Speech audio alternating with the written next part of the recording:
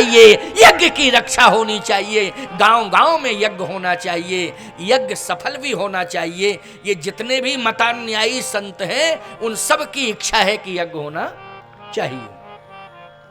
इसलिए वशिष्ठ कभी मना नहीं करेंगे। बुलाइए वशिष्ठ जी महाराज को, बुलाइए। दशरथ जी महाराज ने वशिष्ठ जी को बुलाया। प्यारे एक बात और बता दूं, वशिष्ठ जी महाराज को बुलाने की बात जब कही विश्वामित्र जी ने तो दशरथ जी फिर कांपने लगे। हो सकता है कि वशिष्ठ जी महाराज को बुलाएं और वशिष्ठ जी को देखते ही विश्वामित्र जी में क्रोध आ जाए और पता नहीं कौन सी विडंबना पैदा कर दें, तो इसका कलंक भी मेरे माथे पर आएगा।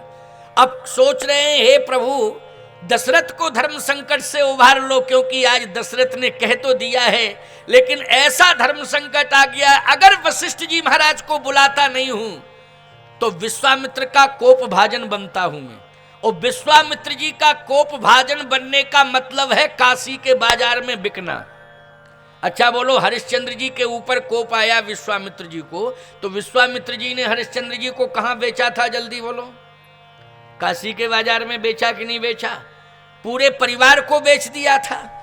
तो दशरथ जी महाराज ने सोचा कि कहीं अगर मैं वशिष्ठ जी महाराज को नहीं बुलाता हूं तो विश्वामित्र जी का कोप भाजन बनता हूं, कहीं विश्वामित्र जी ने कोप करके श्राप दे दिया तो निश्चित रूप से दशरथ तेरा संपूर्ण राज्य ही नहीं, तेरा संपूर्ण अस्तित्व नष्ट हो जाएगा। अब क्या करूं? लेकिन फिर सोचने लगे कि नहीं नहीं, राम मुझे मिल गए हैं। कौन मिल गए हैं? राम मिल गए हैं। अच्छा बोलो भैया, जिसके पास राम हो, ईमानदारी से बताओ उसकी बात बनेगी कि बिगड़ेगी? जल्दी बोलो।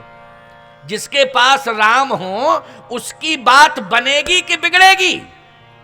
उसकी बात हमेशा बनेगी, क्योंकि राम जब पास होते हैं, साथ होते हैं, तो बात कभी बिगड़ती नहीं है, बात बनती है। इसलिए विश्वास है कि मेरे पास राम है, विश्वामित्र जी महाराज आ जाएंगे, विश्वामित्र जी के पास यदि वशिष्ठ जी महाराज आ जाएंगे तो बात बिगड़ेगी नहीं, बात बनेगी।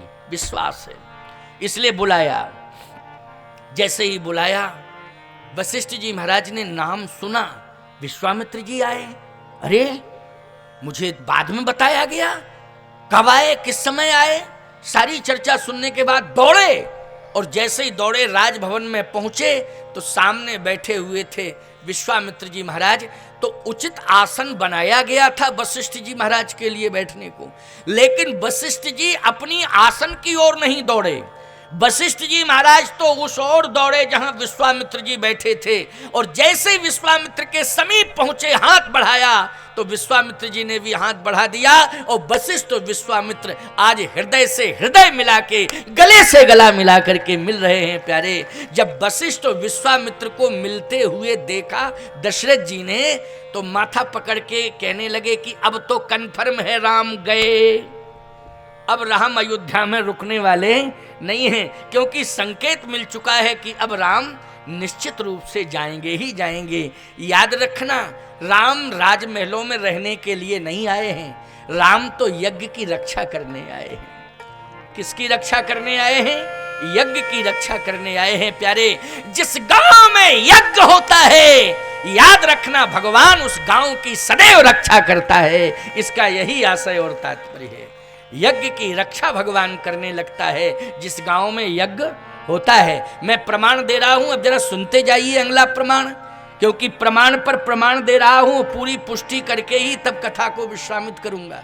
और मैंने बताया ना आपको कि 7 बजे तक का सुनिश्चित टाइम कर दिया गया है, क्योंकि 4 बजे कार्यक्रम प्रारंभ ही, शुरुआत ही 4 बजे हो पाती है। 4:15 बजे तो हनुमान चालीसा पूरा होता है, और फिर मैं आता हूँ, फिर पूजन होता है। इस तरह से 7 तो लगभग कथा विश्राम के समय तक 7 तो बज ही जाएगा।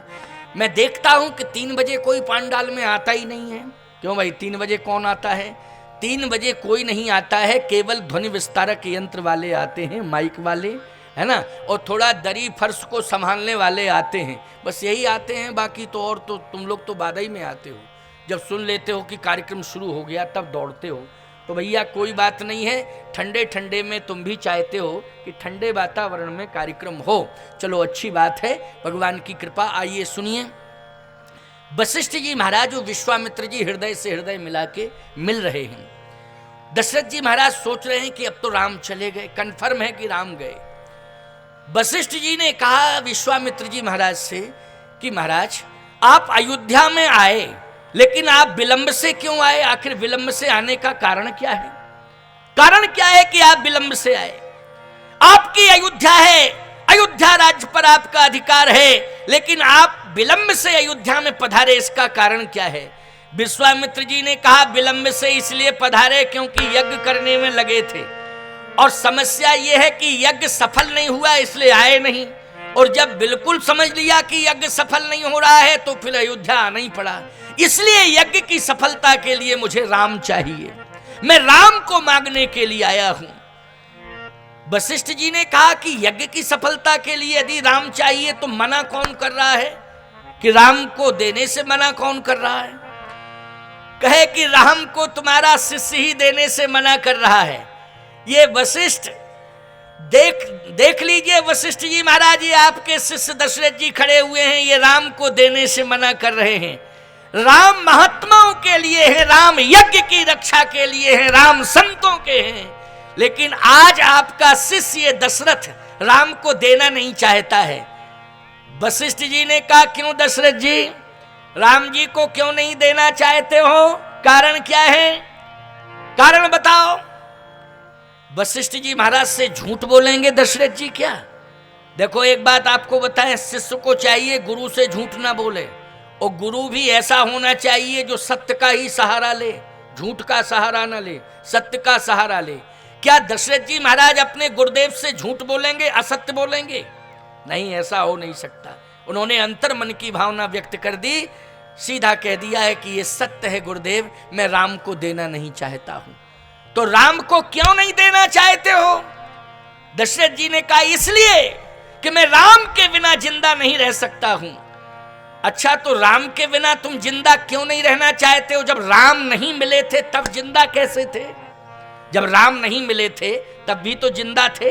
अब राम मिल गए हैं और राम चले जाएंगे तो जिंदा क्यों नहीं रहना चाहते हो? याद रखना, राम के प्रति तुम्हारा मोह आ चुका है। हे दशरथ, मोह संतान से किया जाता है, मोह भगवान से नहीं किया जाता है। और मोह भगवान से किया भी जाता है तो भगवान केवल मोह बंधन में बंधने के लिए नहीं आया है। भक्तों याद रखना, भगवान केवल एक भक्त के मोह बंधन में बंधने के लिए नहीं आया है, भगवान तो धर्म के बंधन में बंधने के लिए आया है। जहां जहां भी धर्म पर आंच आएगी वहां वहां भगवान धर्म की रक्षा करने के लिए जाएगा। इसलिए राम धर्म की रक्षा करने के लिए आए हैं, तुम्हारे मोह बंधन में बंधने के लिए नहीं आए हैं। इसलिए राम को धर्म की रक्षा के लिए दो, राम को यज्ञ की रक्षा के लिए दो। ये किसने समझाया? वशिष्ठ जी महाराज ने ही समझाया कि नहीं? वशिष्ठ जी महाराज ने ही समझाया महाराज श्री दशरथ को। कहा दो, प्रसन्नता से दो। उसी समय दशरथ जी महाराज ने जैसे ही गुरुदेव की आज्ञा को सुना, आदेश सुना कि दो दो, तो विश्वामित्र जी तुरंत बोल पड़े। क्या बोले विश्वामित्र जी? कहे देहु भूप मन हर्षित, देहु भूप मन हर्षित, तजहु मोहि अज्ञान, धर्म सुजस प्रभु इन कहा, ओ तुम कहाँ अति कल्याण। प्रसन्नता पूर्वक राम को दे दो प्रसन्नता पूर्वक। विश्वामित्र जी को साहस मिल गया ना, का प्रसन्नता पूर्वक दो, अब आलस प्रमाद करने की जरूरत नहीं है। वशिष्ठ जी भी समझा रहे हैं, विश्वामित्र जी भी समझा रहे हैं, दोनों महात्मा मिलकर के दशरथ जी को समझा रहे हैं यज्ञ की रक्षा के लिए राम को दो।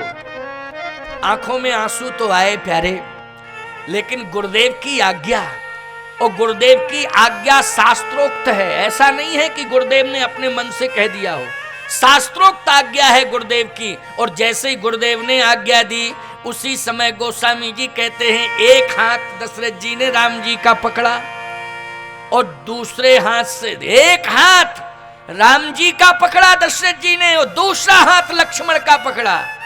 दोनों हाथों से राम लक्ष्मण के हाथ पकड़ के देने लगे किसको? विश्वामित्र जी महाराज को